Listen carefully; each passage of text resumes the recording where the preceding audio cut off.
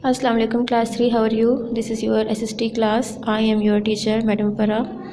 हम fertile soil and natural resource का first paragraph read कर चुके हैं.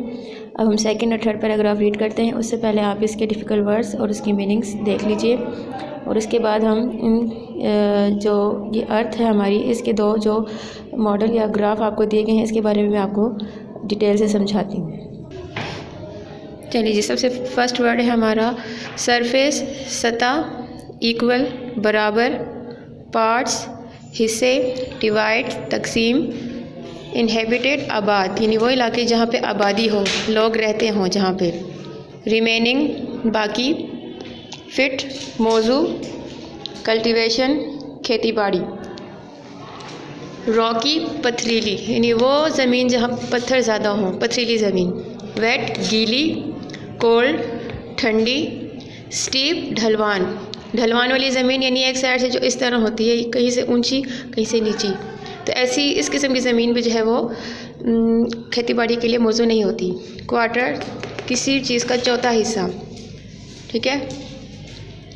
3/4 3/4, 1/3 पार्ट.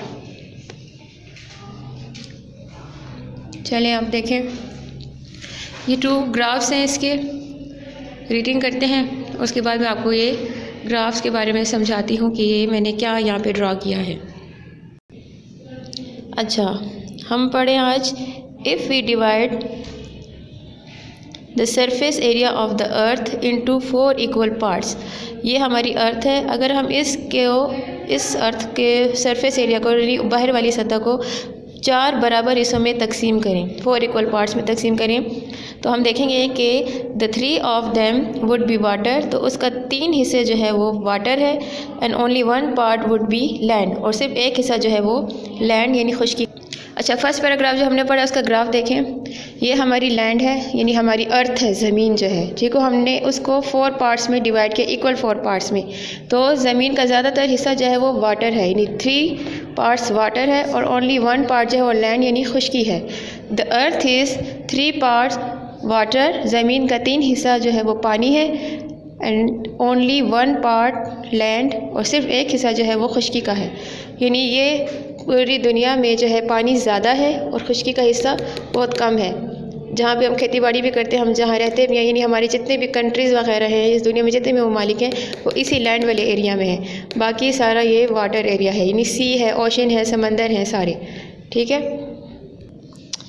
सेकंड पैराग्राफ है, if we divide the land area into 2 parts. अब जो बाकी का जो लैंड एरिया है, ये जो लैंड एरिया है हमारा, इसको भी अगर हम मज़ीद 2 हिस्सों में डिवाइड करें तो 1/2 would be inhabited by people.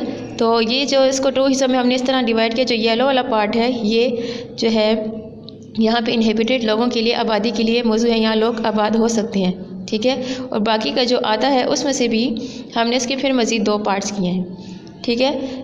The remaining 3/4 जो 3/4 है, सिर्फ ये वो जो है या तो बहुत ज़्यादा पथरीली ज़मीन है, 2 वेट बहुत गीली है, 2 कोल्ड या बहुत ज़्यादा सर्दी है, वहाँ सर्दी ठंडी ज़मीन है, और 2 स्टीप या ढलवान वाली है, फॉर कल्टीवेशन जो खेती बाड़ी के लिए मौजूद नहीं है.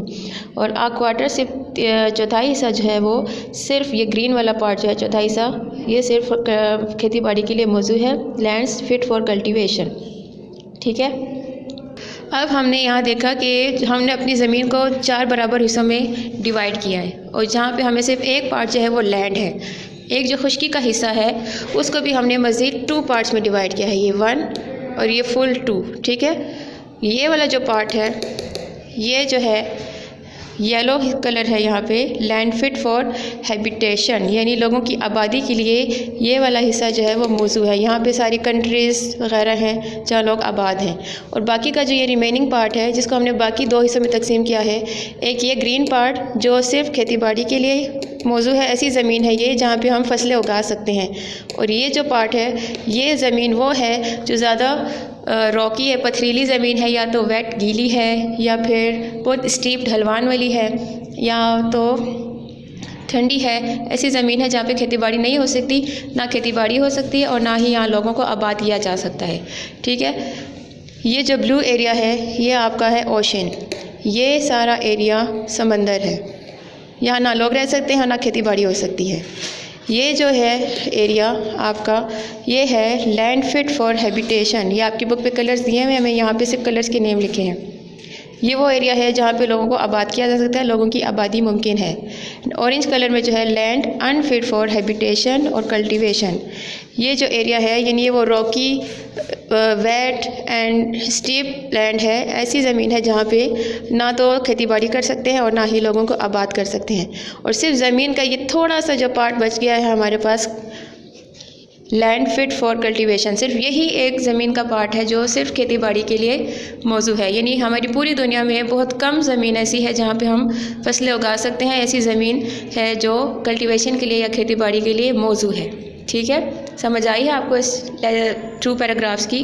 फर्स्ट वन में हमने देखा कि हमने अपनी ज़मीन को 4 बराबर हिस्सों में तकसीम किया हुआ है, जिसका 3 हिस्सा पानी है और 1 हिस्सा जो है वो ज़मीन का है, लैंड है। फिर इस लैंड वाले पार्ट को भी हमने मज़ीद 2 पार्ट्स में डिवाइड किया है, यहाँ से यहाँ तक 1 और यहाँ से यहाँ तक 2। ये जो है आबादी के लिए मौजू है और यहाँ से यहाँ तक जो है दूसरा पार्ट है उसको भी हमने 2 पार्ट्स में डिवाइड किया आगे दोबारा। तो ये पार्ट जो है ना आबादी हो सकती है यहाँ पे और ना ही खेती बाड़ी, और ये वाला ग्रीन पार्ट जो है यहाँ पे खेती बाड़ी मुमकिन है। ठीक है, आप ये अपनी बुक पे देख लीजिए, आपको कलर्स बताए हुए हैं, ये देखें, ये ग्रीन कलर